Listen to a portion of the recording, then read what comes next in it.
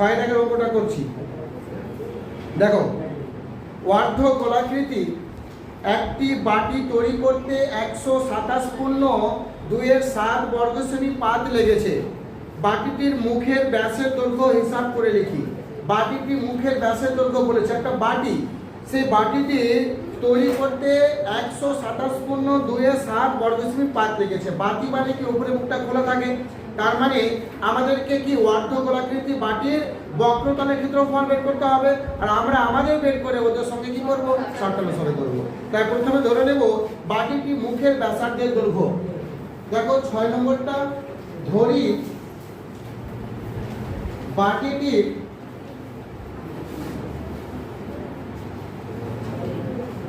বাটিটির মুখের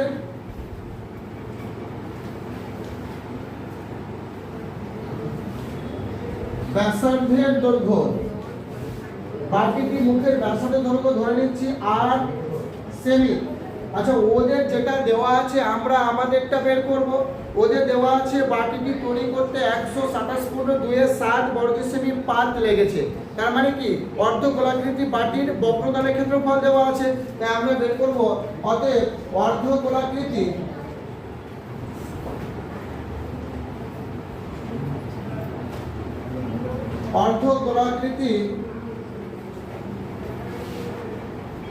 বাটিটির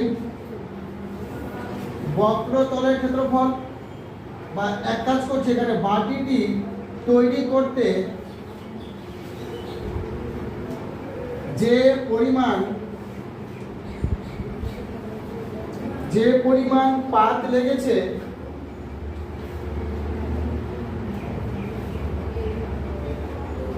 তার ক্ষেত্রফল কত হবে, 2 পাই r স্কয়ার। 2 পাই r স্কয়ার অবশ্যই লিখব বর্গ সেমি। এখানে পায়ের মানটা বসিয়ে দিচ্ছি 22/7 গুণিত r স্কয়ার বর্গ সেমি।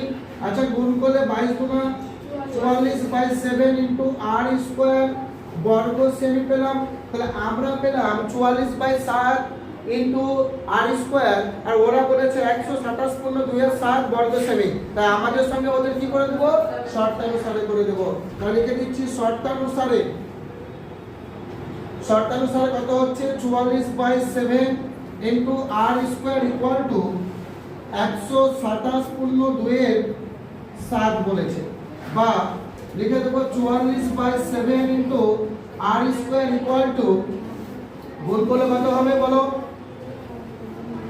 127 কে 7 দিয়ে গুণ করো, তার সঙ্গে 2 যোগ করো, করছো, করো, করে বলো দেখি আমাকে কত হচ্ছে, 889, 891, 2 যোগ করতে হচ্ছে, ঠিক, বাই কত হবে 7।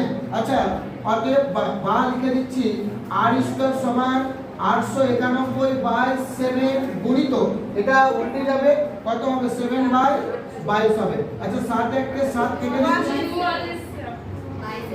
44। আচ্ছা, কত হবে তাহলে, 7 কে 7 কাটো, 11 দিয়ে 4 11, এটা 11 দিয়ে কাটো, 8 11, 11 কে 11।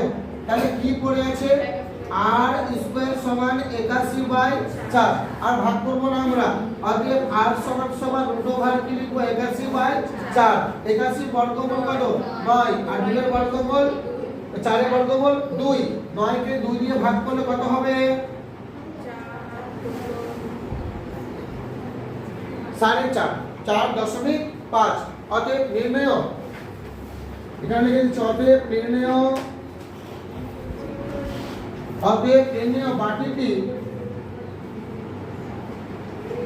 বাটিটির মুখে একবারে করে দিচ্ছি ব্যাসের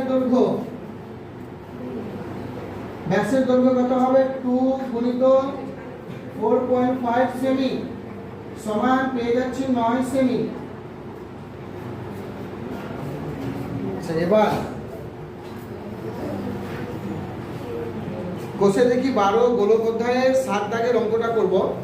দেখো, অঙ্কের মধ্যে কি লেখা আছে, একটি নিরেট লোহার গোলার ব্যাসার্ধের দৈর্ঘ্য 2.1 সেমি।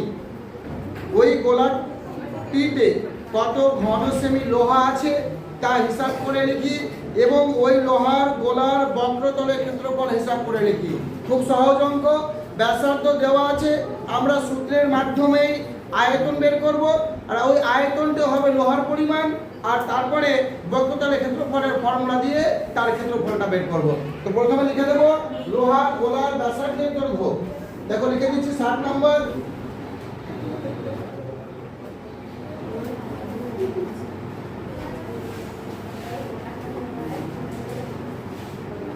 ব্যাসার্ধের দৈর্ঘ্য, লোহার গোলার ব্যাসার্ধের দৈর্ঘ্য কত বলেছে? 2.1 সেমি। অতএব গোলাটিতে যে পরিমাণ লোহা আছে তার আয়তন। অতএব গোলাটিতে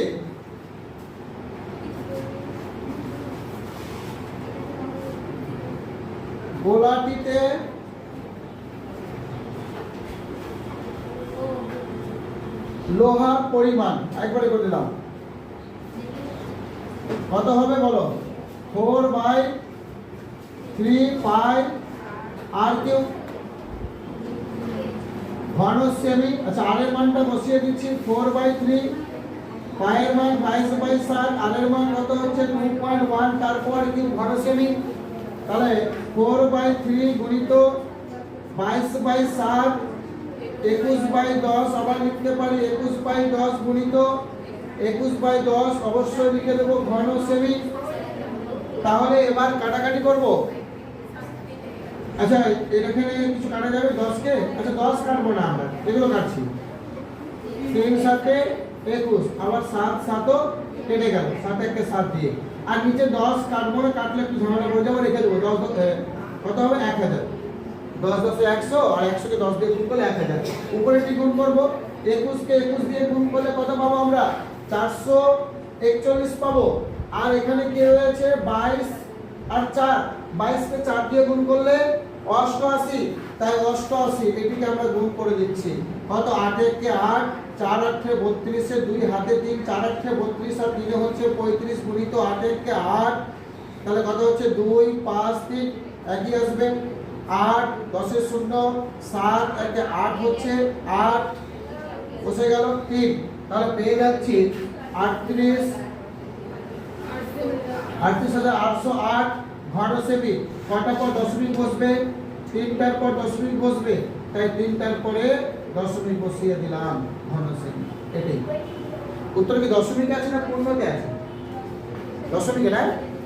ঠিক আছে। এবার বক্রতলের ক্ষেত্রফল বের করতে হবে।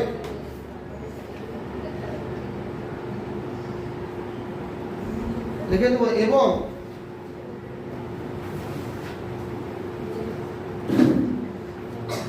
এবং